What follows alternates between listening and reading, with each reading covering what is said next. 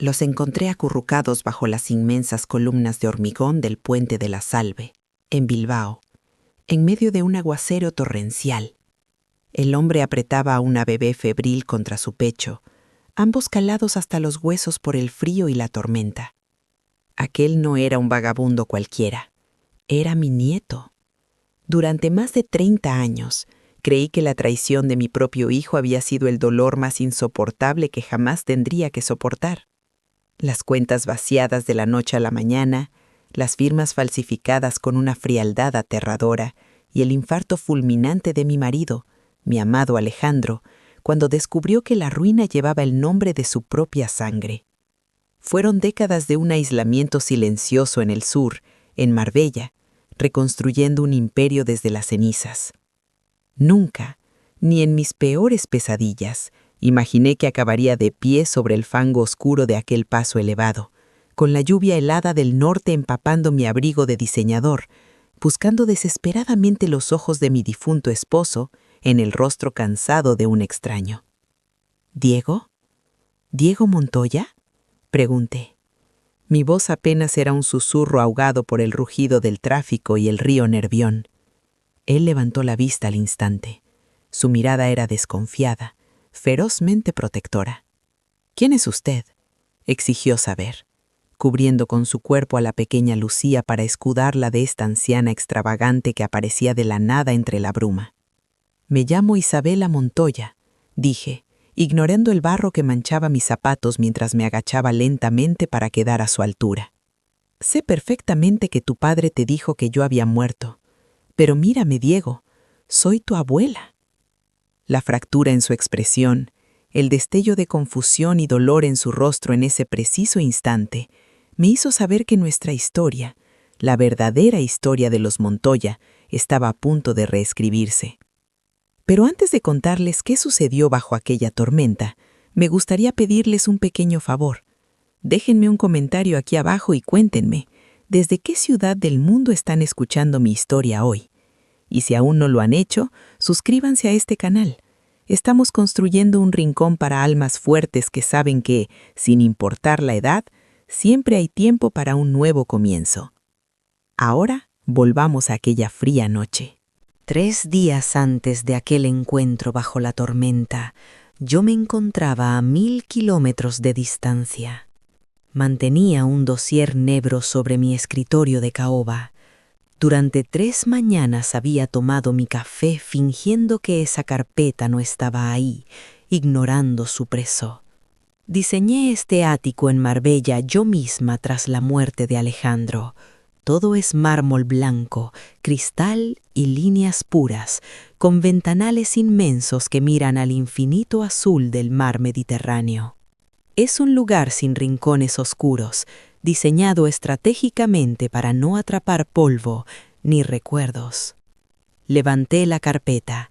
Era demasiado ligera para el dolor que contenía en su interior. El informe final del detective privado era metódico, la crónica de un derrumbe sistemático.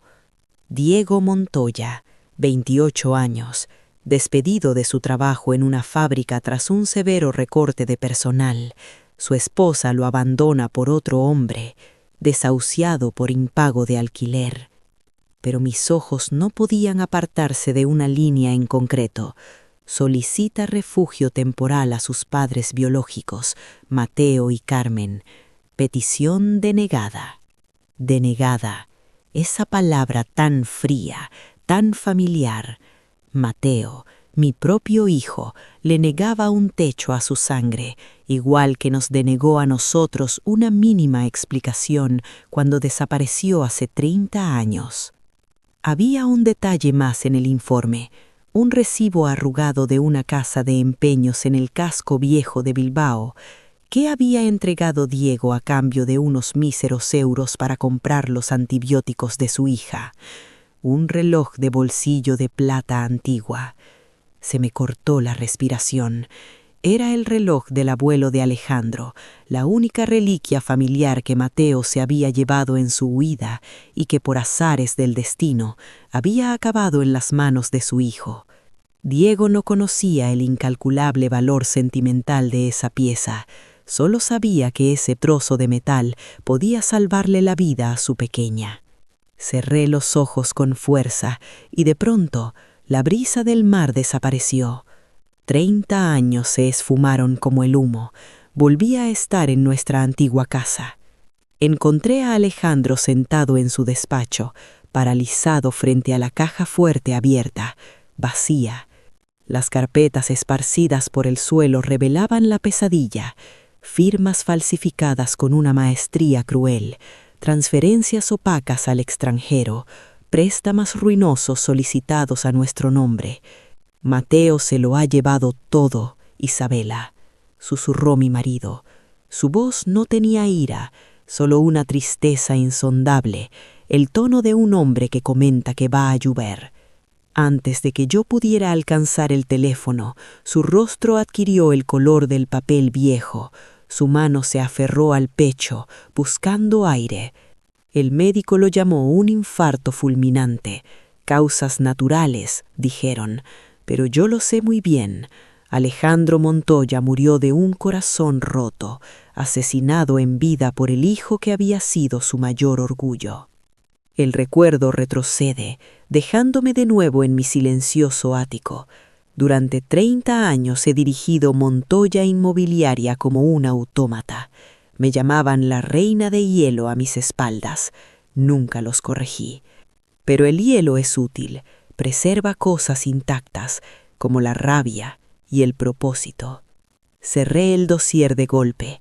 El sonido en la habitación vacía se sintió como despertar de un largo letargo. Pulsé el intercomunicador de mi mesa. María, dije, mi voz firme y afilada, que preparen el jet y llama al servicio de coches. Necesitaré un vehículo discreto esperándome en Bilbao. ¿Va a viajar acompañada, señora Montoya?, preguntó mi asistente, sin disimular su sorpresa. No, respondí, acariciando la fotografía borrosa de aquel joven bajo el puente. Esto es estrictamente personal. Voy a buscar lo que nos pertenece. Volvamos a ese instante, bajo la mole de hormigón del puente de la Salve. Diego me miraba con una mezcla de furia y desconcierto. La lluvia golpeaba ferozmente contra mi paraguas, pero yo me mantuve firme, hundida en el barro, sosteniendo su mirada.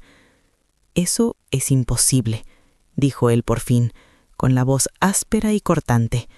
«Mis abuelos están muertos, por ambas partes. No sé qué clase de estafa es esta, pero no tenemos dinero, así que lárguese». Hizo el amago de darse la vuelta, abrazando más fuerte el pequeño bulto envuelto en una chaqueta de obrero desgastada. En ese momento, un quejido débil, casi imperceptible, brotó de su pecho. Era el llanto agotado de un bebé que ya no tenía fuerzas ni para llorar.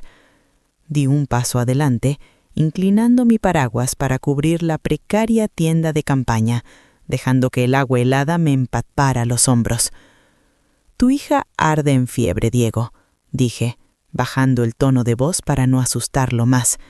«Mateo te mintió sobre mí, te mintió sobre tu abuelo Alejandro, pero nada de eso importa ahora. Esa niña necesita un médico». Al escuchar el nombre de su padre, los hombros de Diego se tensaron. «Fui a urgencias ayer», escupió las palabras, llenas de frustración. «Me dijeron que era un simple catarro. Me dieron paracetamol infantil y nos echaron a la calle». Lo observé de arriba a abajo, su delgadez, las ojeras marcadas como surcos en su rostro, el orgullo herido de un hombre que se ahogaba. «Tengo un coche esperando arriba», le ofrecí sin rodeos. «Hay calefacción, hay comida caliente y puedo tener a una de las mejores pediatras de Bilbao en mi suite del hotel en menos de 1 hora». Él soltó una risa amarga y carente de humor. «¿Y qué quiere a cambio?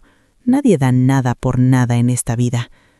«No te pido que confíes en mí», respondí, acercándome un poco más.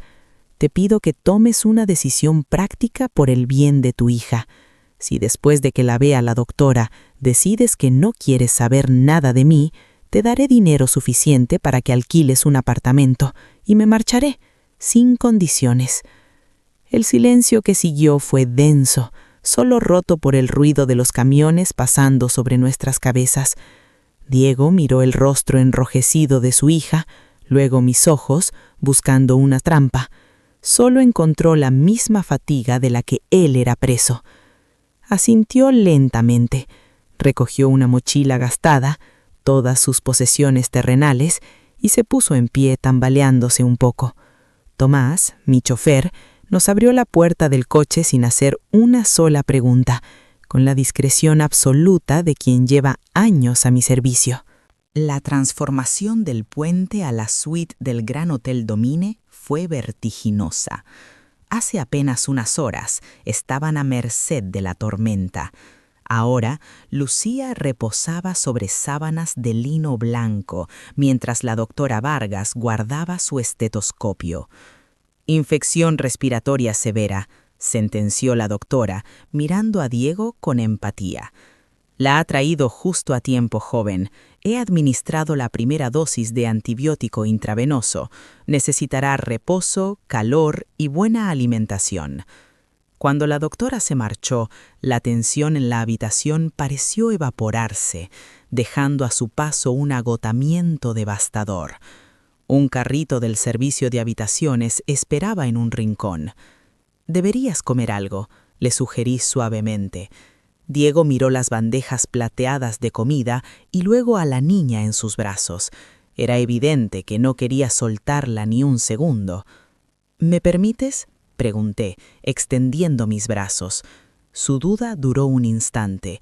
Con un cuidado infinito, depositó a su hija en mi regazo. El peso de aquel pequeño cuerpo febril contra mi pecho fue una sacudida eléctrica. Habían pasado más de 30 años desde la última vez que sostuve a un bebé en mis brazos. El olor a limpio, la respiración que poco a poco se iba calmando. Tragué saliva para disipar el nudo en mi garganta. Diego comió como un hombre que llevaba días sin probar bocado, lo cual seguramente era cierto. Le concedí la dignidad de no mirarlo mientras devoraba el pan y el caldo caliente. «¿Por qué hace esto?», preguntó finalmente, limpiándose la boca. «¿Por qué cruzó España para buscarnos?». Lo miré fijamente. «Es una larga historia que involucra traiciones que no te pertenecen, Diego, pero mañana por la mañana mi avión privado despegará de regreso a Marbella. Les ofrezco a ti y a Lucía un lugar seguro en mi casa. No es una prisión, no es una deuda, es solo un refugio hasta que decidas cuál es tu próximo paso». Él observó a Lucía, que dormía plácidamente por primera vez en días. El orgullo de aquel joven luchaba contra la necesidad aplastante de proteger a su cría. «Está bien», susurró, rindiéndose al cansancio. «Iremos al sur». Una hora después, padre e hija dormían profundamente, y yo, mirando a través de los cristales hacia la ría de Bilbao, supe que la guerra por el alma de mi familia acababa de comenzar. La luz de Marbella nos recibió con la calidez de un abrazo largamente esperado. Durante las primeras semanas en la finca, les di su espacio. Lucía se recuperó milagrosamente rápido gracias a los cuidados médicos y al sol del Mediterráneo. Ver a Diego pasear por los jardines, enseñándole a su hija los limoneros y las fuentes, era como ver a un fantasma volver a la vida. Su rostro afilado recuperó el color y esa mirada de animal acorralado dio paso a una calma cautelosa. Pero un hombre como Diego no estaba hecho para la inactividad. La quietud empezaba a inquietarle. Una tarde lo encontré en el invernadero, observando en silencio el mar. Me acerqué y deslicé sobre la mesa de hierro forjado un viejo álbum de fotos encuadernado en cuero. «Tu padre nunca te habló de él, ¿verdad?», le pregunté, abriendo el álbum. Diego bajó la vista hacia una fotografía en blanco y negro. Era Alejandro, su abuelo, con las mangas de la camisa remangadas y las manos manchadas de cemento, levantando el muro de una casa humilde. «¿Ese es mi abuelo?», preguntó, rozando el papel con la punta de los dedos. «Alejandro Montoya empezó desde la miseria, Diego», le expliqué.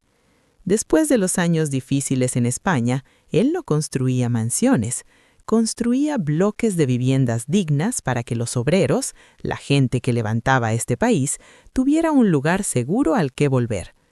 Montoya Inmobiliaria no vende ladrillos, vendemos el derecho fundamental a tener un hogar.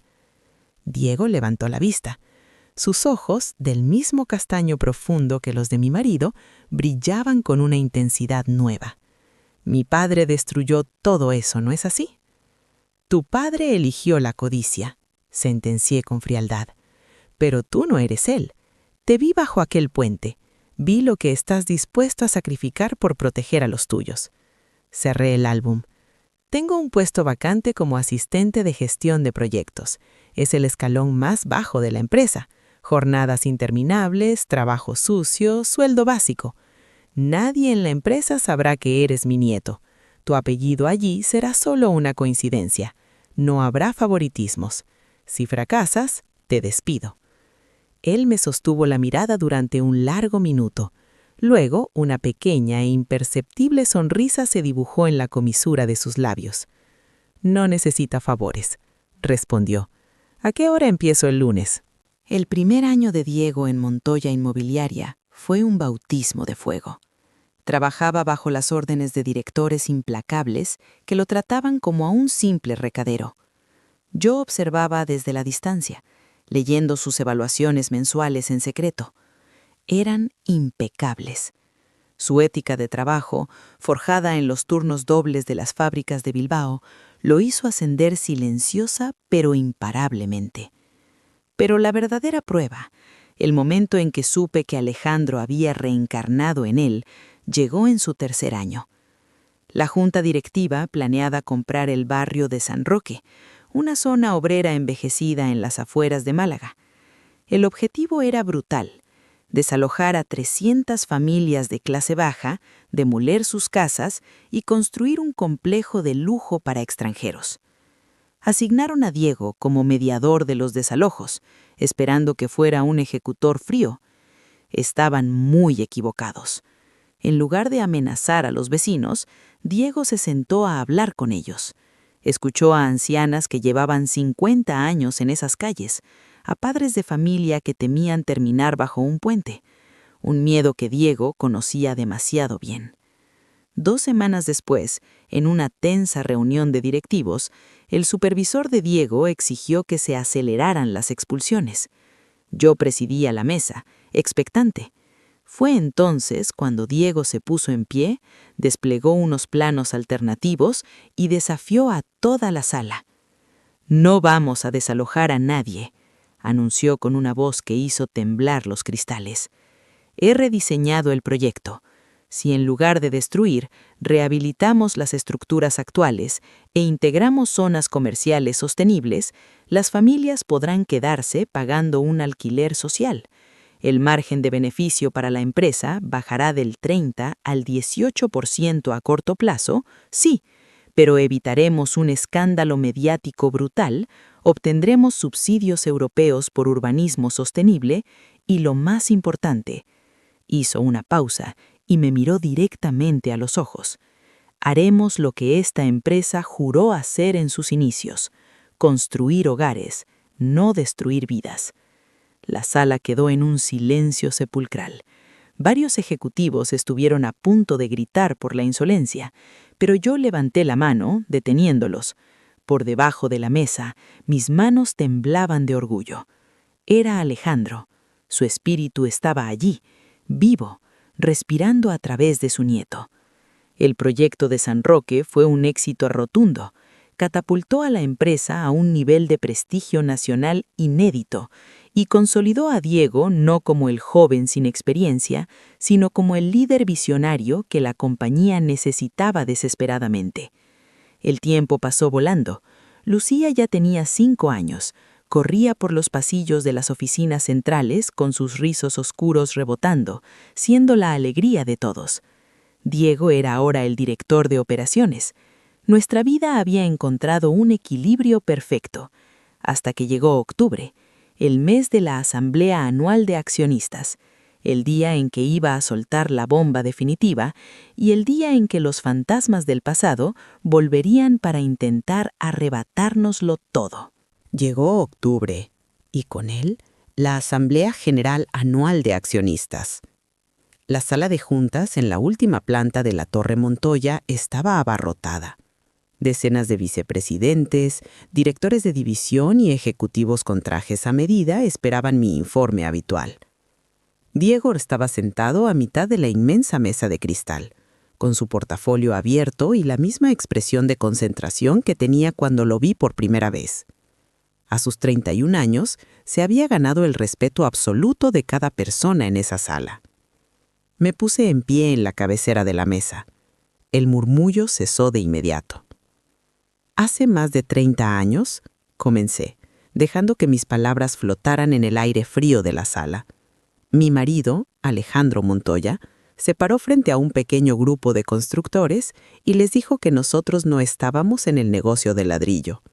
Estábamos en el negocio de construir refugios, legados de integridad para las familias trabajadoras. Hice una pausa, paseando mi mirada por los rostros expectantes. Durante 3 décadas he dirigido esta empresa sola, buscando un sucesor. No alguien que sepa leer un balance financiero, eso lo hace cualquiera. Buscaba a alguien que entendiera el incalculable valor de entregarle la llave de una casa a una familia. Mi mirada se detuvo en Diego. Él parpadeó, intuyendo de golpe hacia dónde iba mi discurso. He encontrado a esa persona, continué con firmeza. Alguien que empezó desde los cimientos y demostró su valía protegiendo a los más vulnerables en el proyecto de San Roque. Señores, con efecto inmediato, el nuevo director ejecutivo y CEO de Montoya Inmobiliaria es el señor Diego Montoya. El silencio fue sísmico. Diego me miraba, pálido, con el asombro grabado en cada facción de su rostro. Luego, las expresiones alrededor de la mesa pasaron de la sorpresa a la aceptación. Los vicepresidentes comenzaron a asentir lentamente. Habían visto su liderazgo. Era inesperado, pero innegablemente justo. Cuando la reunión terminó y la sala se vació, Diego se acercó a mí. «¿Por qué?», susurró. «Porque eres el legado de Alejandro», respondí suavemente, «y el mío». Pero la paz que sentí en ese momento duró muy poco. 3 días después, la noticia del nombramiento apareció en la sección de negocios de todos los periódicos nacionales. Yo estaba en mi despacho cuando el intercomunicador zumbó. «Señora Montoya», la voz de mi secretaria, María, sonaba tensa. «Hay 2 personas en el vestíbulo exigiendo ver al nuevo CEO. No tienen cita, pero están haciendo un escándalo». «¿Dieron sus nombres?», pregunté. Hubo una vacilación al otro lado de la línea. Dicen ser el señor Mateo Montoya y su esposa Carmen. El nombre me golpeó con la fuerza física de una bofetada. 30 años. Habían pasado 30 años sin ver a mi hijo. «No avises a Diego», ordené, alisando la falda de mi traje con manos que, sorprendentemente, no temblaban en absoluto. «Bajaré yo misma». El viaje en ascensor hasta la planta baja fue un recorrido por 30 años de luto y rabia contenida. Al abrirse las puertas de acero inoxidable, los vi. Reconocí a Mateo al instante, a pesar de las canas y las arrugas de amargura que surcaban su rostro. Su ropa, antaño de lujo, ahora se veía gastada. Estaba discutiendo con el guardia de seguridad, gesticulando con esa arrogancia vacía que tanto odiaba. «Soy su padre. Exijo verlo inmediatamente», gritaba Mateo. El sonido de mis tacones resonó sobre el mármol, atrayendo su atención. Al verme, la sangre pareció abandonar el rostro de mi hijo. «Madre», balbuceó, petrificado. Carmen, a su lado, tragó saliva con dificultad. «Llévelos a la sala de conferencias B», le indiqué al guardia, sin siquiera devolverles el saludo.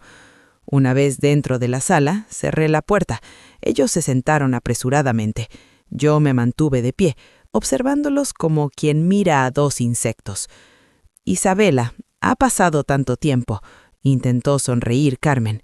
Tuvimos problemas financieros, perdimos todo en malas inversiones. Solo vinimos a reconstruir nuestra familia, a ver a nuestro hijo. ¿Familia?, repetí. Mi voz apenas superaba un susurro, pero cortaba como el hielo. ¿Hablas de la familia que se negó a darle un techo a su hijo y a su nieta, dejándolos vivir bajo un puente en Bilbao en medio de una tormenta? Mateo se encogió en su silla. Teníamos nuestras razones. Tenemos derecho a hablar con Diego. Me incliné sobre la mesa de cristal, apoyando ambas manos. Hablemos de derechos, Mateo. ¿Sabes por qué murió tu padre? No fue un simple infarto. Murió mirando la caja fuerte vacía. Murió sosteniendo los documentos donde tú, su propio hijo, falsificaste su firma para robarnos el dinero de toda una vida. Yo no quería que él muriera, protestó Mateo, con la voz quebrada por el pánico. Puede que no, lo interrumpí sin piedad, pero quisiste robarnos. Y ahora quieres utilizar el éxito de Diego para parasitarlo de nuevo. Metí la mano en el bolsillo de mi chaqueta y saqué 2 gruesas carpetas, dejándolas caer sobre la mesa. La primera, señalé, es una orden de alejamiento firmada por un juez.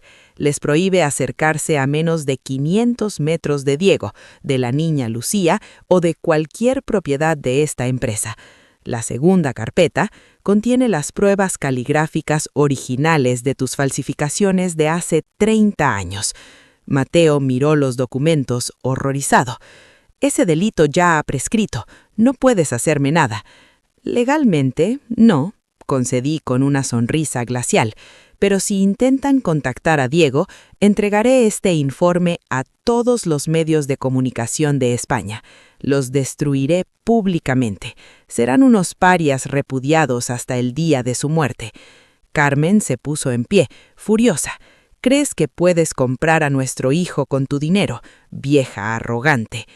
No necesité comprar nada, Carmen, respondí, abriendo la puerta de la sala para que los guardias de seguridad entraran. Ahora, lárguense de mi edificio. Los vi caminar por el pasillo, Carmen en una patética rabieta de indignación y Mateo con los hombros hundidos bajo el peso de su propia ruina. Desaparecieron tras las puertas del ascensor. Para siempre. Cuando las puertas del ascensor se cerraron y me quedé sola en aquella inmensa sala de juntas, la adrenalina finalmente me abandonó. Me dejé caer en una de las sillas de cuero, sintiendo el peso de los años sobre mis hombros. Había desterrado a mi propio hijo. Era lo correcto, lo necesario, pero el dolor fantasma de esa amputación seguía ahí. Unos ligeros golpes en el cristal de la puerta me sacaron de mis pensamientos. Era Diego. Tenía el semblante sereno, aunque sus ojos delataban que sabía exactamente lo que acababa de ocurrir. María me lo ha contado, dijo suavemente, acercándose a mí. Me enderecé, intentando recomponer mi armadura de hierro.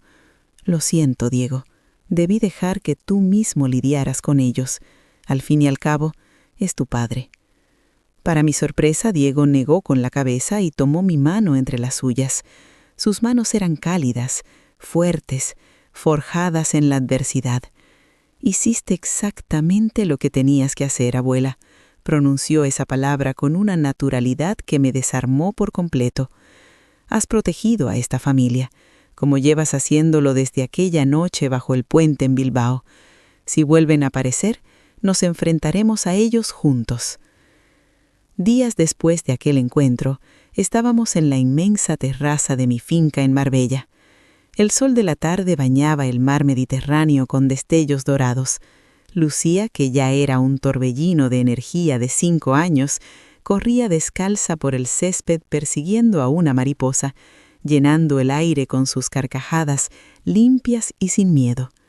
Diego la observaba apoyado en la barandilla de piedra, con una copa de vino en la mano. «He estado pensando», me dijo, sin apartar la vista de su hija. «Mi apartamento en el centro se está quedando pequeño para los dos, y me he fijado en que esta finca tiene demasiadas habitaciones vacías». Lo miré de reojo, sintiendo que el corazón me daba un vuelco. «Está sugiriendo lo que creo que está sugiriendo». Él sonrió, esa misma sonrisa franca y honesta de Alejandro. «Lucía echa de menos desayunar contigo todos los días, y yo también, la verdad. Esta casa fue construida para albergar a una familia, Isabela. Ya es hora de que vuelva a hacerlo». En ese instante Lucía corrió hacia nosotros y se abrazó a mis piernas. «Abuela, ¿podemos poner peces de colores en la fuente del jardín?», preguntó, mirándome con sus inmensos ojos oscuros. Acaricié sus rizos rebeldes, sintiendo cómo la última capa de hielo que cubría mi alma se derretía por completo. «Creo que eso se puede arreglar, mi niña», les respondí con ternura. «De hecho, estoy segura de que a tu bisabuelo le habría encantado la idea».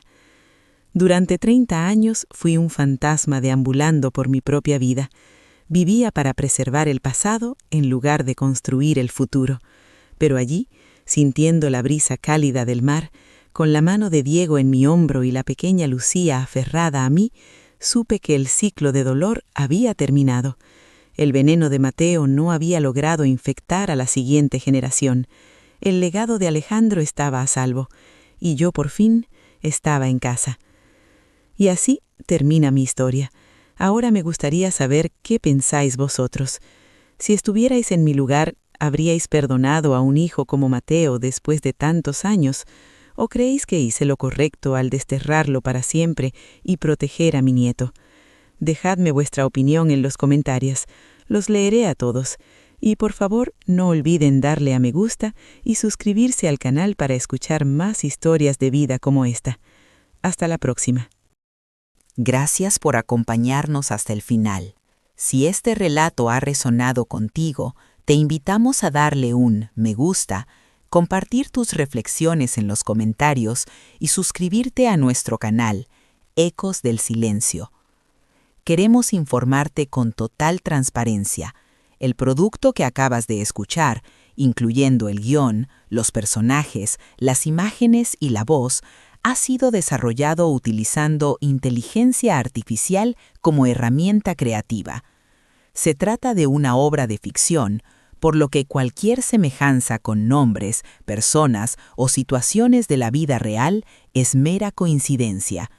Nos vemos en la próxima historia.